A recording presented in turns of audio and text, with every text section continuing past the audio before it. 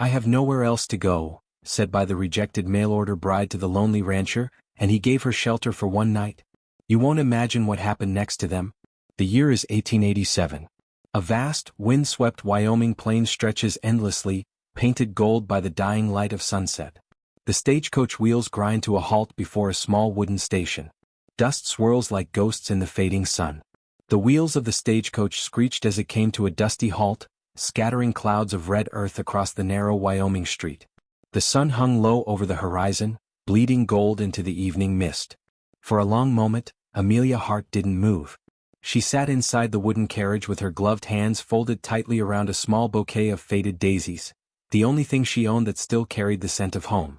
When the driver opened the door and tipped his hat, she blinked back the sting of tears and stepped down. Her traveling dress, once pale blue, had dulled from the long journey. Her bonnet sagged under a film of dust. Still, she straightened her spine and smiled faintly. Somewhere in this small town, her new life awaited her.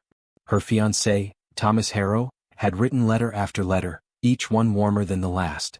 In them, he'd called her my dearest Amelia, my light after years of loneliness. He'd promised her a place beside him on his land in his heart. She'd sold everything she owned to afford the trip here. Her parents were gone, her small room in Kansas surrendered. Every hope she had left was stitched into the name on those letters, Thomas Harrow.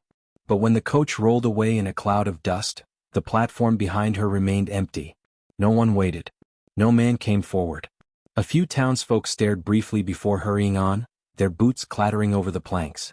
Amelia's pulse quickened. She smoothed the wrinkles from her skirt and scanned the street again. Perhaps he was delayed. Perhaps he'd send a boy from the ranch to fetch her. Minutes passed. Then an hour. The chill of evening began to creep beneath her dress. Her hands trembled as she reached once more for the letter tucked safely in her reticule. She opened it and read the familiar words under her breath, words that had carried her across states and nights of fear. "When you arrive, I will be there waiting. You will know me by my hat, a black felt one with a silver band. I'll be the happiest man alive the day you step off that coach." She folded the letter with trembling fingers. All around her, lamps were being lit inside the small stores. The scent of roasted meat drifted from the saloon, mingling with smoke and cold air. Finally, a man with graying hair emerged from the general store, a crate in his arms. He noticed her standing there, alone, her trunk at her feet, and stopped. "Evenin', miss," he greeted kindly. "You waiting on someone?" Amelia managed a small, hopeful smile. "Yes, sir. Mr. Thomas Harrow. He wrote to me from here. I'm to be his wife." The man's expression faltered. He set down his crate slowly, wiping his hands on his apron. "Thomas Harrow, you say?" She nodded. "Yes. He owns a ranch outside of town, I believe." The man hesitated, then sighed deeply. "I hate to be the one to tell you this, miss, but you're too late. Thomas Harrow got married 2 weeks back. To Miss Jeannie Fowler, the seamstress." Amelia blinked. "Married?" He nodded again, his voice gentle. "A quick wedding. Small crowd. Word is he changed his mind about sendin' for a bride after he started courtin' Miss Fowler." The world tilted. The sounds of the street faded into a dull hum. I see," she whispered. Her voice broke on the second word. He never sent word." The man rubbed the back of his neck. "I'm mighty sorry, miss. If you're needin' a place to stay, you might try the boarding house down the road, though rooms are scarce with the rail crews in town." Amelia nodded numbly. "Thank you," she murmured. He tipped his hat and disappeared into the store, leaving her standing in the falling dusk, clutching the useless letter in her shaking hand. She didn't move for a long while. Only when the cold began to bite through her thin gloves did she realize tears had slipped down her cheeks. The bouquet in her hand drooped pitifully. She let it fall, its petals scattering like tiny white ghosts into the dirt. That was the moment she understood. There was no going back. No one waiting. No place to return to. The first drops of rain began to fall, soft at first, then harder, until the road blurred in front of her. She picked up her small bag and began to walk. There was no plan, only motion. Her boots sank into mud as she left the town behind. The prairie stretched wide and empty, the sky a roiling sea of gray. She followed the faint outline of a dirt road, her shawl pulled tight around her shoulders. Each mile was heavier than the last. The rain grew colder, slanting into her face, soaking through her clothes. Her bonnet sagged until she tore it off and let it fall. The wind howled through the valley, carrying the scent of pine and lightning. Somewhere in the distance, thunder rumbled like the growl of an angry beast. By the time she saw the faint glimmer of light, her legs could barely carry her. A small house stood at the base of the hill, lonely, its windows glowing like two watchful eyes in the storm. Smoke curled from the chimney. She stumbled up the path, her breath coming in ragged bursts. Her heart pounded, not from fear of rejection this time but from the desperate need to survive. Her knuckles struck the wooden door once. No answer. She knocked again, harder, her voice trembling. "Please?" The door creaked open. A tall man filled the doorway, framed by the light of the hearth behind him. His hair was dark and tousled, his face rough from the day's work, his eyes sharp and suspicious beneath the brim of his hat. He said nothing for a moment, only studied her, this shivering stranger dripping rain onto his porch. "Who are you?" he asked finally, his voice low and gravelly. Amelia swallowed hard. "My name's Amelia Hart," she said, barely audible over the thunder. "I was supposed to be married.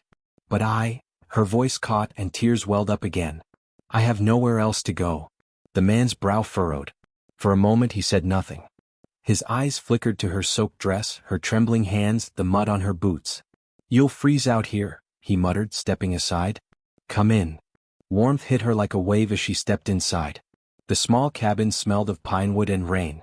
A fire crackled in the hearth, throwing flickering light across the wooden floor. She stood uncertainly near the door, water pooling around her shoes. The man hung his hat on a peg and turned toward her again. "Sit by the fire," he said. "You look about ready to drop." Amelia obeyed, sinking into a chair beside the hearth. Her whole body trembled from exhaustion. The man fetched a heavy wool blanket and draped it over her shoulders. The weight of it made her feel safe for the first time in days. "Thank you," she whispered. He grunted softly, busying himself with the kettle. "You hungry?" She hesitated. No sir. I'll be fine." He poured her a cup of hot tea anyway and set it before her. "Drink," he said simply. She did, hands trembling around the warm tin cup.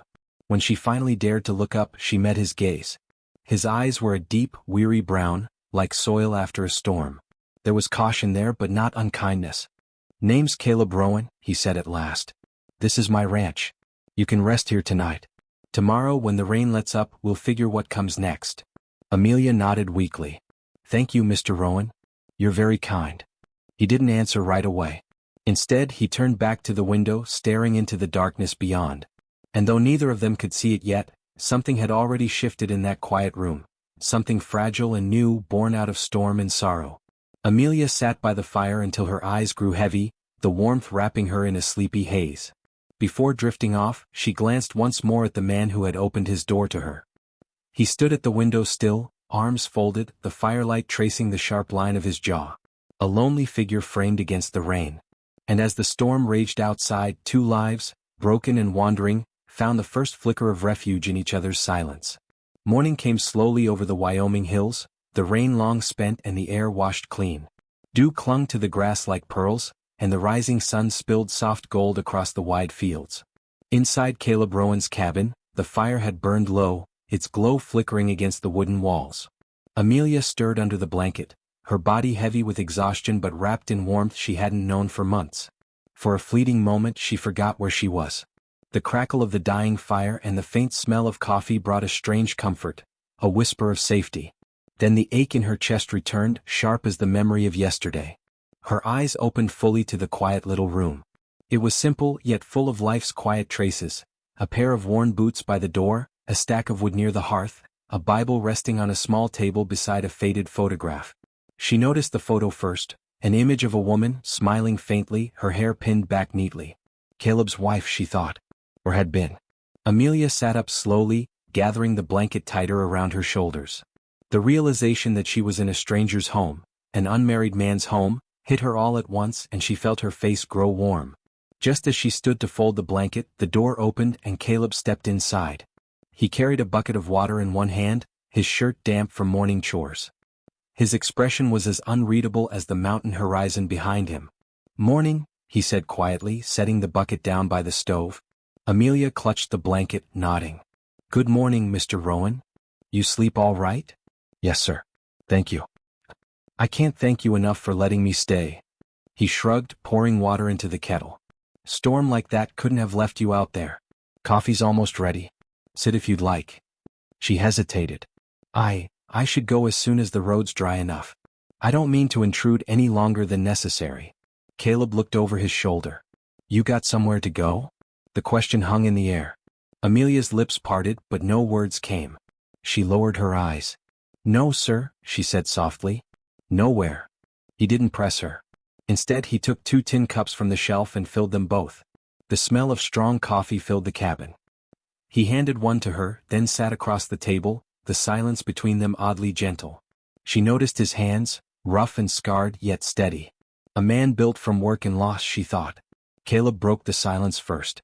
You from the east? Kansas, she said. A small town near Topeka. My father passed last winter. Mama before that. I answered an ad in the paper. He nodded slowly. Mail order bride. She winced slightly at the words, though they were true. Yes. He promised me a home. Said he'd be waiting. Caleb's gaze softened, though he didn't speak. He stared at the rim of his cup for a long time before finally saying, Men like that, sometimes they don't know the worth of what they're asking for. Amelia's eyes flickered up. There was something in his tone, bitterness, maybe even grief. Did you have a wife, Mr. Rowan? His jaw tightened. I did. 3 years gone this spring. I'm sorry, she whispered. He gave a short nod, standing to pour more water into the stove pot. You don't need to be sorry. The land took her before I could. Amelia said nothing. The soft crackle of the fire filled the silence, mingling with the quiet hum of the kettle. After a moment, she rose and began clearing the cups from the table. Please let me help, she said quickly when he turned toward her. You've already done more than I deserve. Caleb hesitated, then let her. Ain't much to do but feed the stock, fix what's broke, and stay out of the wind, he said quietly. If you're looking to keep busy, you won't run out of work. A faint smile tugged at her lips. Then perhaps I'll repay you in work, Mr. Rowan. Until I can move on. He met her eyes for a moment, something unreadable flickering in his expression. Suit yourself, he said at last, though his voice was softer than before. That afternoon, the rain clouds drifted apart, and the hills shimmered with silver light. Amelia stepped outside to hang her dress on the line. She stood barefoot in the wet grass, her hair loose, breathing in the scent of pine and earth. Caleb watched her from the porch, his hand resting on the railing. He hadn't realized how quiet the ranch had become over the years until her voice broke it, soft, humming a tune while she worked. He turned away quickly, returning to his tools, but the hum lingered in his mind like a memory he couldn't shake. As the sun began to set, Amelia brought in supper, simple cornbread, beans, and leftover stew. They ate mostly in silence, the rhythm of spoons against bowls the only sound between them. Afterward, she stood by the fire, folding the blanket she'd used the night before. Caleb sat near the window, staring into the twilight that spread across the plains. Mr. Rowan, she said quietly. He turned his head slightly. Thank you again. For not turning me away. He gave a faint nod. Weren't much choice, he said. A man don't shut his door on someone drowning in the storm. Her eyes glistened, though she quickly looked away. Still, you didn't have to. Caleb didn't reply. He simply watched as the last light of day faded behind the hills. But long after she'd gone to the small spare room to sleep, he remained awake, staring into the fire. The house, once a tomb of silence and dust, felt alive again. The echo of her voice still lingered in the air. He didn't know what to call the feeling stirring in his chest, only that it had been a very long time since his home had felt warm. What began as a simple kindness, shelter for one night, was quietly becoming something neither of them understood. For the first time in years, the lonely rancher and the rejected bride felt the smallest spark of belonging, and neither dared to admit how much they needed it. The morning sun rose pale and cold, but the storm was gone. Dew sparkled on the fence posts and a thin mist clung to the valley floor. The world felt newly washed, fresh, fragile, and still. Amelia woke early, long before Caleb stirred. She had not slept deeply, her dreams flickering with voices from the past, her mother's laughter, her father's fading words, and the haunting image of the man who had left her standing alone in that dusty town. When she stepped into the main room, the fire was dead. The house was quiet except for the steady creak of the rafters. She found a kettle and set it over the embers, coaxing the flame back to life the way her mother had once taught her. The smell of smoke and coffee soon filled the cabin. She was turning bread on the skillet when the door opened. Caleb stepped inside, his boots heavy with dirt and morning chill. He carried a bucket of milk from the barn, his shirt damp with dew. He paused in the doorway when he saw her, hair tied loosely, sleeves rolled to her elbows, moving through his kitchen as though she belonged there. "Smells better than anything I've had in a long while," he said quietly. Amelia turned, startled. "Oh, I'm sorry, Mr. Rowan, I didn't mean to." He lifted a hand. "No need for sorry. You just surprised me is all. Been a long while since anyone made breakfast in here." She smiled faintly. "Then I'm glad to be of some use." He poured himself a cup of coffee and leaned against the table, watching her work. There was something in the way she moved, careful but steady, like a woman trying to hold herself together after the world had come apart. "Been up long?" he asked. "Since dawn," she said. "I couldn't sleep." He nodded, not pressing further. They ate in silence for a while, the sound of wind whistling through the cracks filling the quiet. After breakfast, Amelia insisted on helping with the chores. Caleb hesitated.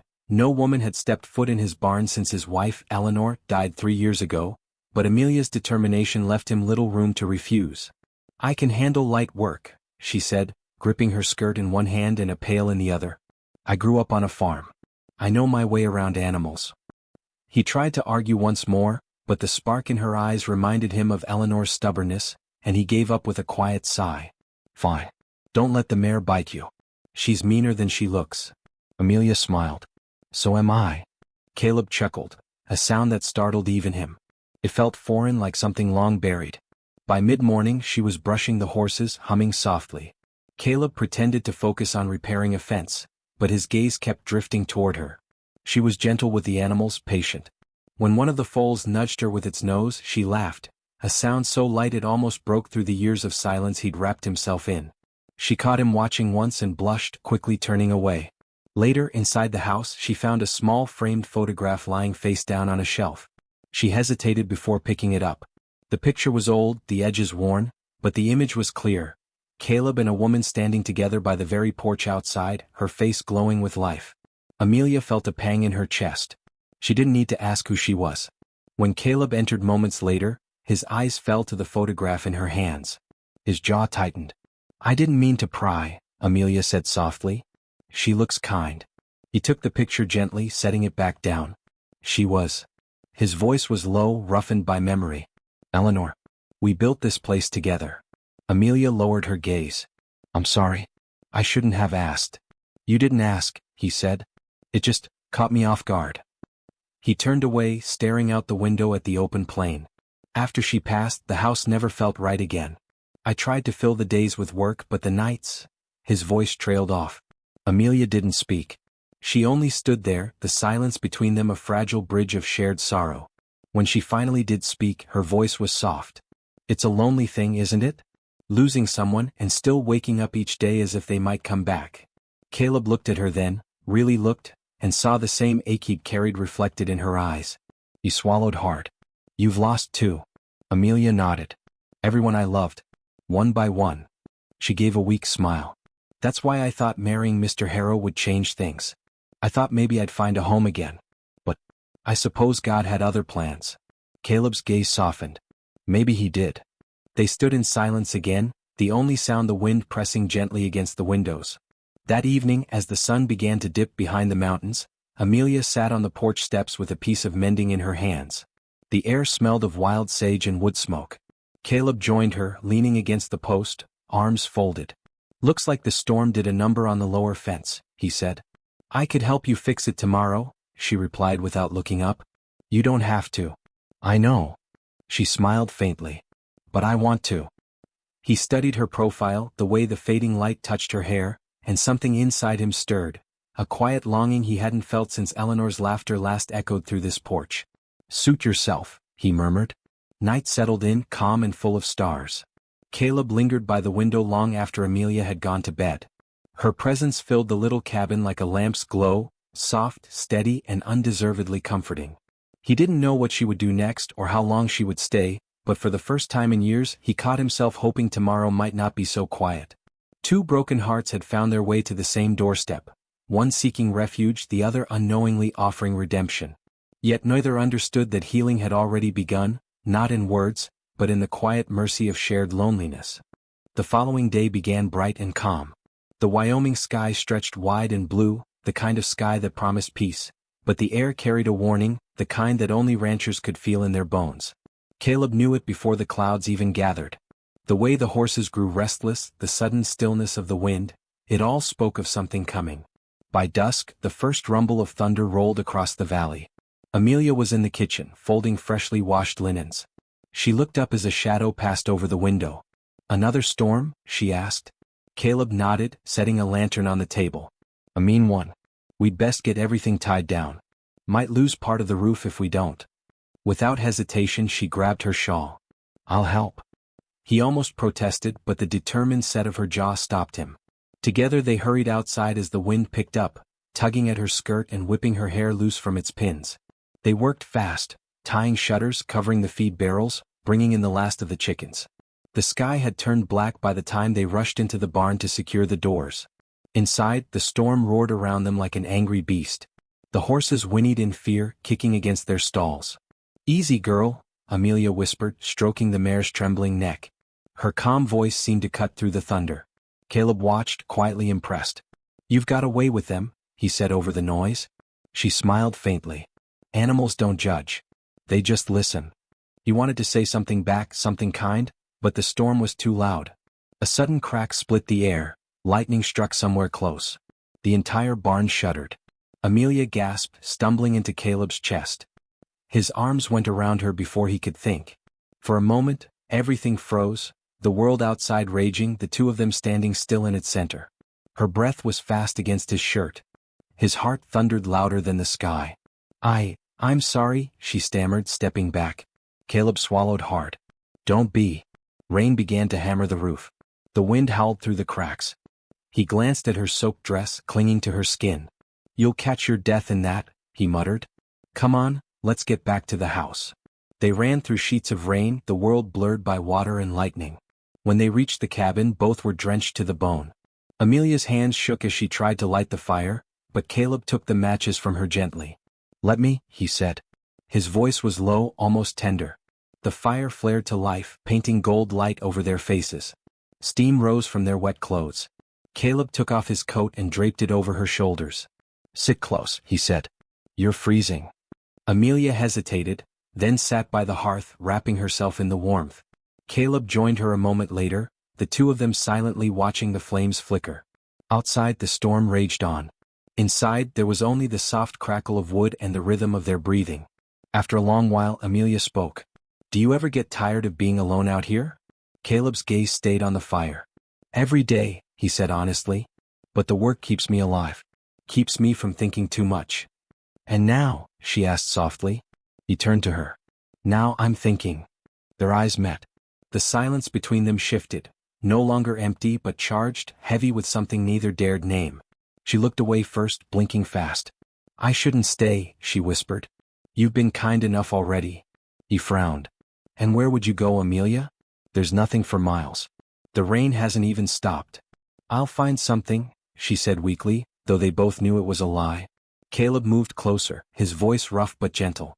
"You don't have to run from everything. Not tonight. Just stay."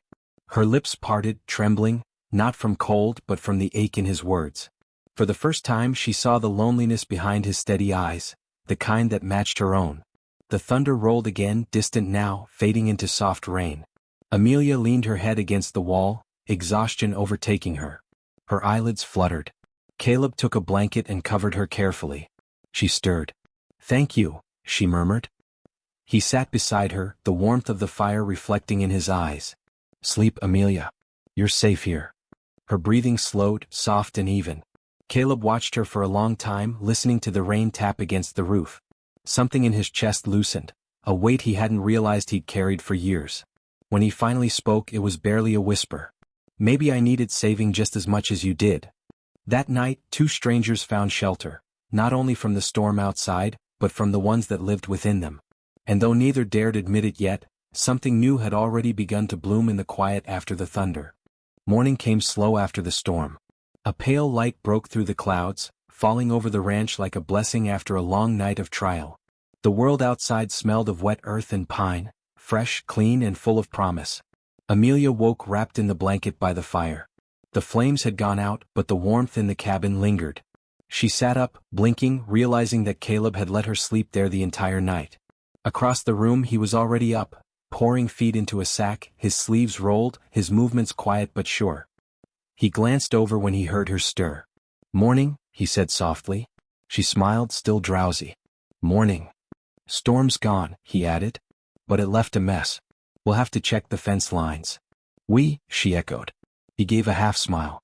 "You've made yourself hard to send away, Miss Amelia?" She laughed lightly. "Then I suppose I'll earn my keep." Life found a rhythm again. Days began to pass gently after that, simple and honest. They fixed the broken fences, stacked hay, mended the barn roof that the wind had torn loose. Sometimes they worked side by side without a word, the silence between them no longer awkward but comfortable. Amelia's laughter began to return, slow and shy at first. She sang while she worked, small songs from her childhood that filled the ranch with a warmth Caleb hadn't felt in years. He would find excuses to linger near her, offering to help chop wood she was already stacking or to show her how to milk the stubborn goat. She would roll her eyes, teasing him gently, and he'd only grin in reply. One afternoon, as they shared lunch on the porch, the wind carried the scent of rain again. Amelia's hair blew across her face. Without thinking, Caleb reached out and brushed it away. His fingers lingered for a heartbeat too long. Their eyes met. A silence fell between them, not cold this time, but heavy with something unsaid. Amelia looked away first, her heart racing. "You shouldn't be kind to me like that," she whispered. "Why not?" "Because kindness is dangerous. It makes people hope for things they shouldn't." Caleb's voice was low, steady. "Maybe some hopes are worth the danger." She stared at him, her breath catching, but before she could answer, the ranch dog barked, breaking the moment. Caleb stood quickly, his face shadowed with thought. "I'll check on the herd," he said quietly. And he left before she could see the confusion in his eyes. That night, Amelia couldn't sleep. The cabin was quiet except for the ticking of the old clock and the wind whispering through the cracks. She rose and stepped outside, wrapping a shawl around her shoulders. The moon hung bright above the valley, silvering the land in its glow. The night air was cold, but it felt cleaner than it had in years. She walked to the fence line and leaned against it, her mind full. "Couldn't sleep either?" Caleb's voice came from the shadows. She jumped slightly. He was sitting by the fence, a small lantern beside him. His hat lay on the ground, his face softened by moonlight. "I didn't mean to intrude," she said. "You're not intruding." He gestured for her to sit. She did, and for a while they just watched the stars. "Sometimes," he said after a long silence, "I think God sends people into our lives to remind us we ain't done living yet." Amelia turned to him. "Do you think that's what I am? A reminder?" He met her gaze. "I don't rightly know what you are. But since you walked through my door, this place doesn't feel so empty anymore." Her eyes filled before she could stop them. "You don't know what that means to me," she whispered. He hesitated, then reached for her hand, rough, warm, steady. "Maybe I do." They sat that way for a long time, their hands joined under the soft glow of the moon, neither speaking. The silence between them said enough. As the first light of dawn touched the horizon, Amelia stood. "We should go in," she said softly. Caleb nodded but didn't let go of her hand until she took a step away. When she reached the cabin door, she turned back. He was still there by the fence, watching the sunrise. For the first time since her world had fallen apart, Amelia smiled, not just out of gratitude but out of something new. Something dangerous. Something like hope. Two hearts once buried under grief began to stir again beneath the Wyoming sky. It wasn't love yet, but it was close enough to make the lonely man dream again, and the lost bride believed that maybe, just maybe, she had finally found home. The days after the moonlit night were quiet and golden. The storm had washed the world clean, and life at the ranch had begun to take on a rhythm that almost felt ordinary. Amelia baked bread again that morning, her laughter echoing faintly through the kitchen. Caleb worked near the barn, fixing the water trough, glancing toward the house more often than necessary.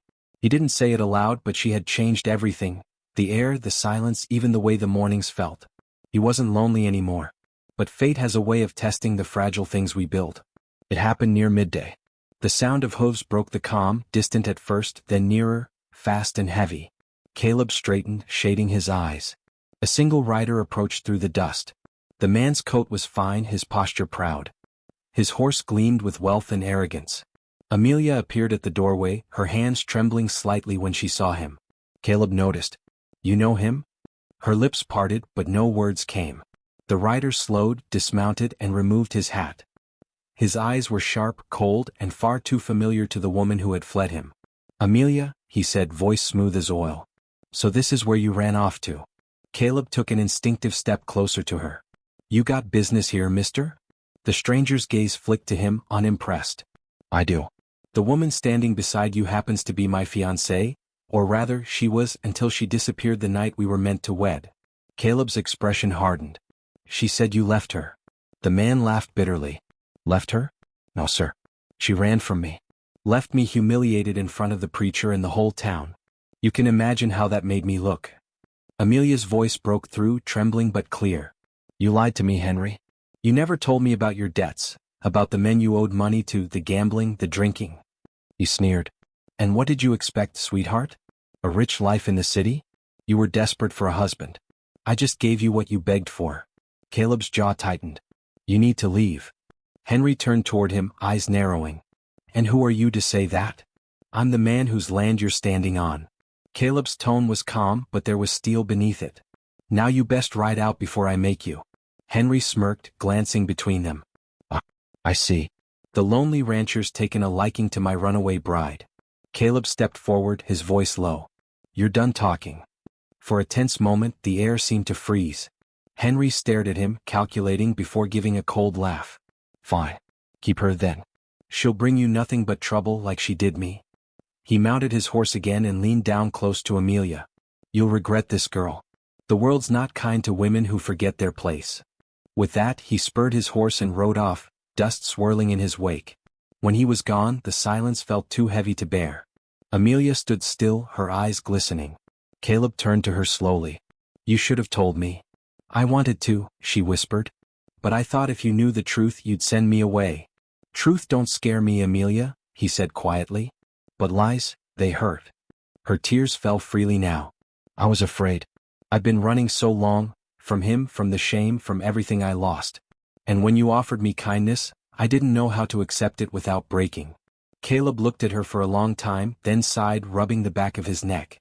"I'm not angry for what you were hiding. I'm angry he thought he could walk in here and talk to you that way." Her eyes lifted to his. "You stood up for me. I wasn't about to let any man speak to you like that under my roof."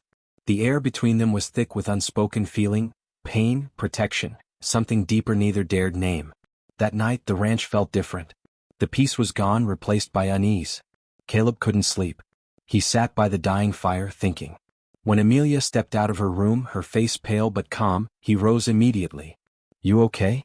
She nodded faintly. "I just needed air." He hesitated, then spoke the words he'd been holding back all night. "You don't have to go, Amelia. Not because of him, not because of anything." Tears shimmered in her eyes. "But what if he comes back?" Caleb's voice deepened. "Then he'll answer to me." There was no bravado in his tone, just quiet conviction, the kind that came from a man who'd already lost too much and wasn't about to lose again. She stepped closer, her breath trembling.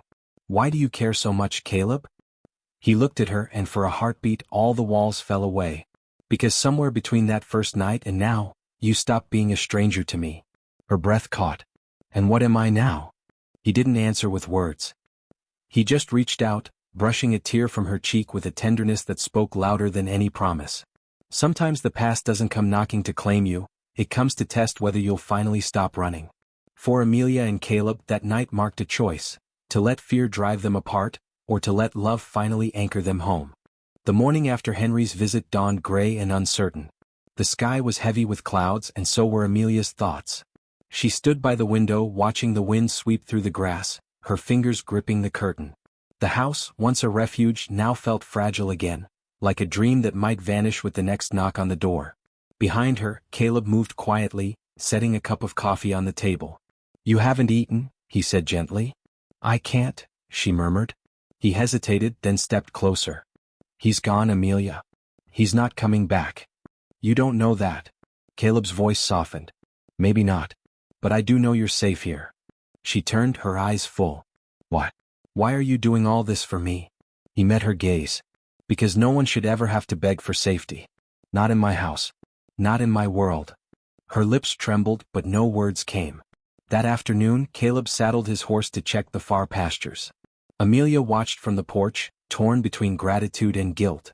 The man who had once been a stranger had given her everything she'd prayed for, shelter, kindness, dignity, but she still carried the weight of her past like a stone. When he returned hours later, the rain had begun to fall again, soft this time, gentle, almost forgiving. Amelia stood outside waiting, soaked to the skin. He dismounted quickly. "What are you doing out here?" "I can't keep running," she said, her voice shaking. "Not from my past, not from myself. I came here with nothing, Caleb, not even courage. But you gave me enough to find it again." He frowned slightly, stepping closer. "You don't have to say anything." "Yes, I do." Her tears mixed with the rain. "I thought love was supposed to be grand like the stories in books. But maybe love is just this. A man who sees you when you think you're invisible, and stays anyway." Caleb swallowed hard, his voice low. "Amelia." She looked up at him through the rain. "If you still want me to stay, I will. Not because I have nowhere else to go, but because this is where I want to be." For a long moment he said nothing. The only sound was the soft patter of rain on the porch roof. Then he reached out and cupped her face in his calloused hands. "You're home," he said simply. And then he kissed her. It wasn't rushed or desperate, it was slow, steady, full of everything they'd both been too afraid to say. The kind of kiss that heals instead of hurts. Later that evening, the storm faded to a soft drizzle. They sat together on the porch steps, the world washed clean once more. The horses grazed quietly in the distance, the sky glowing faintly pink. Amelia leaned her head on Caleb's shoulder. "I was so sure I'd ruined everything," she said softly. He smiled faintly. "You did the opposite. You brought this place back to life." "I didn't bring life," she whispered. "You just started living again." He chuckled, brushing a damp strand of hair from her cheek. "Maybe we both did." Weeks passed. The ranch settled into a new peace. The townsfolk who had once pitied the lonely rancher began to notice a light in his eyes again. And when they saw the quiet woman beside him, her laugh carried by the wind, they smiled, though none of them quite knew the story that bound the two together. Amelia began tending a small garden near the porch. Caleb built her a little fence around it, to keep the rabbits out, he said, though she knew it was more to show he wanted her roots to stay right there. Sometimes she'd catch him watching her, that small half-smile tugging at his lips, the kind that only belonged to a man who'd finally found what he didn't know he was missing. Once, she came to his door with nothing but fear in her eyes and the words, "I have nowhere else to go." But love has a way of rewriting the stories we think are finished. In the quiet heart of Wyoming, two broken souls found what neither had dared hope for. Not perfection, not fairy tales, just home. And sometimes that's the greatest miracle of all.